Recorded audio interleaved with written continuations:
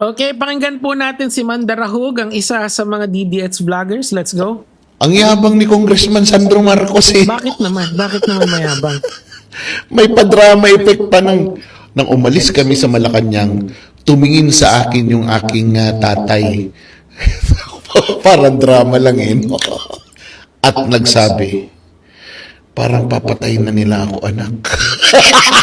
Kaya yung sinabi kasi ni ang tawag kasi doon figure of speech. Alam ko naman na sa DDS, mahina talaga sa figure of speech. Kasi sa demands ng Malacanang noon kay ni Digong, kay Bongbong Marcos, medyo malaking ask. Hindi actually talagang ano yun eh, hook, line and sinker yun eh. Kumbaga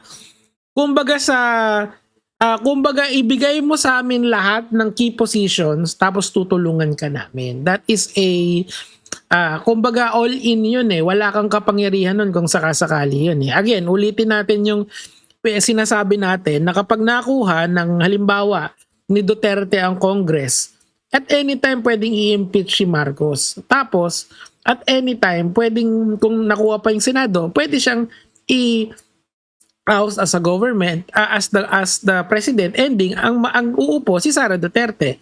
Nakita niyo yung plano ni Duterte dapat kung hindi pumayag buti na lang hindi pumayag si Marcos, and nagkusang loob yata si Sara Duterte na lumapit kasi as history says na ayaw ni Digong na natulungan ni Sara Duterte si Marcos bagko siya yung gusto niyang tumakbo. Kaso ayaw naman ni Sara na tumakbo as president. O ayan, yan yung nangyari. Diba? Let's go. Ano yan, pelikula? Alam mo, Sandro Marcos, ang pagkakamali doon ay ito. Ano yun? Kayo ang pumunta sa Davao. Ha? Tandaan niyo yan. Actually, hindi na yun point eh kung saan sila pumunta eh. Kasi the fact na yung kwento, sabi ni Sandro, is 2 hours sila nag-intay sa Malacanang. Whether sa Davao pa yun, whether dito pa yun sa Malacanang, dito sa NCR, it doesn't matter.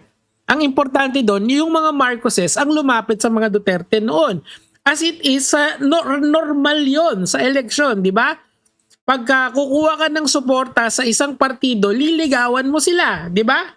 So normal na pumunta si President Marcos noon kay Rodrigo para humingi ng suporta, di ba? Make sense. O, tuloy natin. May pamano-mano ka pa kay Vice President Sara Duterte. Kayo na yung nakatira doon sa Davao. Kailan ang pagkakataon na si Vice President Sara Duterte ang pumunta sa inyo? Bakit kailangan pang pumunta ni ba't kailangan pang pumunta ni Sara sa Iloilo kasi doon siya papunta eh. Itong argumento nitong si Manda Rahug eh. Sa totoo lang naman,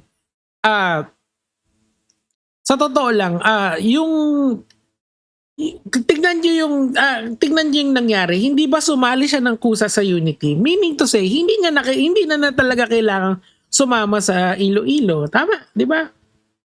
Sa baluarte ng mga Marcoses kasi kakampi na sila eh. Ano ba naman yan? Tuloy. Sa Ilocos Norte para Ilocos magmakaawa Norte pala. na gawin siyang vice-presidente. In fact, in one press conference, sinabi ni Vice President, O Martin, ikaw na mag-Vice President, susuporta ako sa inyo. O yun naman pala eh. O bakit hindi siya umalis na lang at bumalik sa Davao? 'Di ba? Gusto niya rin kasi. Ano ba naman 'yan? Ang problema kasi dito, mahirap na tong i-backtrack kasi nga nandiyan na yung impeachment. Nandiyan na yung impeachment, nandiyan na yung nakulong na si Digong sa dahig. Kumbaga, all is said and done na. Kumbaga, ito is just a historical audit na nangyari noon. 'Di ba? So, meaning to say, yung plano talaga ng mga Duterte is gawing puppet government si Marcos. They overplayed their hand. Yun talaga yung totoo dyan. Kasi hindi nila na-estimate na kayang gawin ni Marcos lahat ng ito. Hindi po ba? Hindi po ba yan yung totoong nangyari? Kasi si Rodrigo pegged si Marcos is a weak leader. Ano pa kung weak leader yan? Ba't napunta ka sa dahig? He will go down in the history, si Marcos, as the one who brought the Dutertes to heal. Ano na lang ang chance nila ngayon para magka-comeback?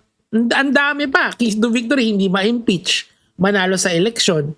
Si Marcos, whether ma-impeach or hindi si Sara Duterte, he's already won. Kasi the political game, hindi yung pagka-presidente. Kasi nadala niya na si Digong sa dahig, tas si Kibuloy pa, soon to follow. 'Di ba? I-deliver niya sa United States. Tropa-tropa. Actually, mas tropa pa nga si Trump at saka si Marcos 'di ba? Kasi maganda yung relations natin since tayo is medyo naglilin tayo sa Amerika instead of being neutral and a friend to all. Siguro yan yung maliwanag diyan. Paano gagawin natin? Mandarahog, 'di ba? So, wag nyo nang ibahin yung storya. Kasi tapos na yung storya. Ito ay wala nang point na magsinungaling si Sandro at wala na ring point na ibahin nyo na ang mga Marcoses ang lumapit sa Duterte. Inaamin naman yun Hindi naman yun yung point doon Ang point doon is the demand.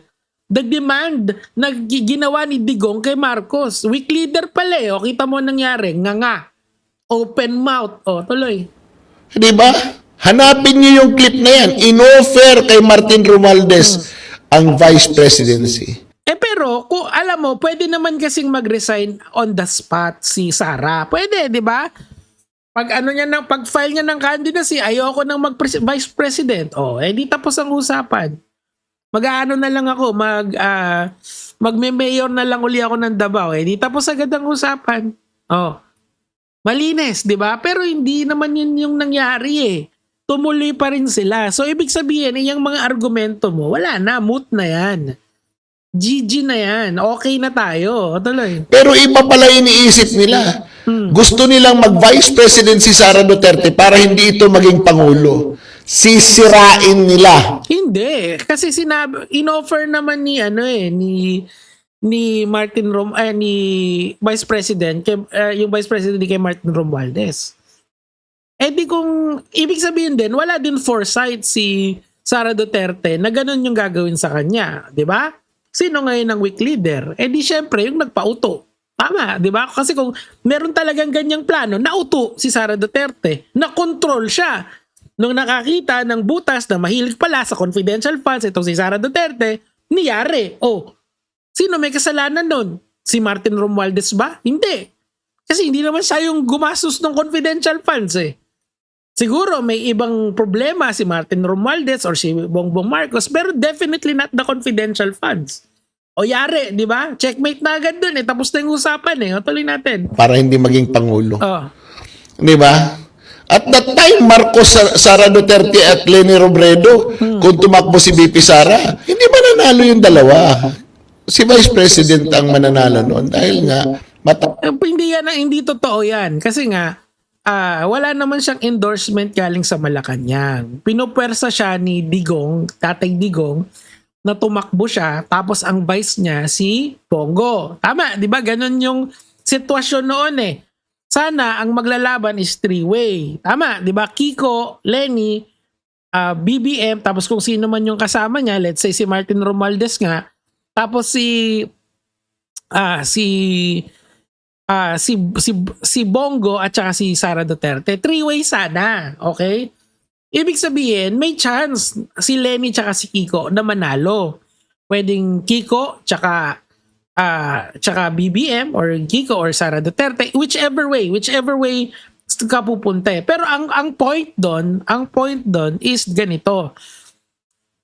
Na-secure yung presidency at saka vice presidency, two of the highest offices in the land because of the UniTeam. Okay? Because of the alliance of the Marcos and the Dutertes. Okay? Meaning to say, yung 32 million ni Sara Duterte is not really 32 million. It's closer to 16 million, maybe even more, maybe even less. Bakit? Kasi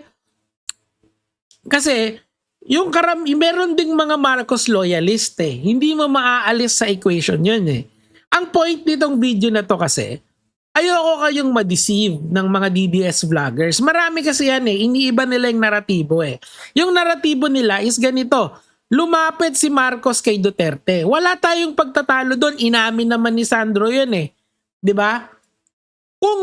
Kung yung impeachment ngayon ay lumapag sa kapalaran ni Sara Duterte, hindi kasalanan yun ni Bongbong Marcos. Bakit? Kasi hindi naman siya yung gumastos allegedly ng confidential funds Hindi naman siya yung nag-live tapos pinagmumura at tinakot na meron daw hinire na assassin, 'di ba? Hindi naman si Bongbong Marcos ang may gawa nun lahat Ang may gawa nitong lahat na ganito ay si Sara Duterte. Wala na tayong ibang sisisihin, idol. So wag na nating ibahin yung naratibo. Let's just move forward. Ang pinakatanong dito is mai-impeach ba or hindi? Anong sa tingin nyo? Oo, hindi. Ganun lang yan Tapos, pag hindi na-impeach, ang tanong dito, dun sa mga lalabas sa impeachment na kasiraan ni Sara Duterte, kasi there's no way around it Makikita at makikita mo yung kanyang hidden wealth, allegedly, yung kanyang confidential funds na ginastos in 11 days na sabi ng COA ngayon ay mukhang irregular or suspicious at the very least o unusual, whatever term you wanna call it. So malalaman natin yan in the future, okay? So wag na nating pagtalunan kung sino ba ang lumapit kung kanino. At this point, the Marcos and the Dutertes are in a meron na silang existential battle ngayon, 'di ba? Sino mananalo, Marcos or Dutertes? Ako, ayoko lang manalo ang mga Duterte. Yun lang naman po. Gege mga lods.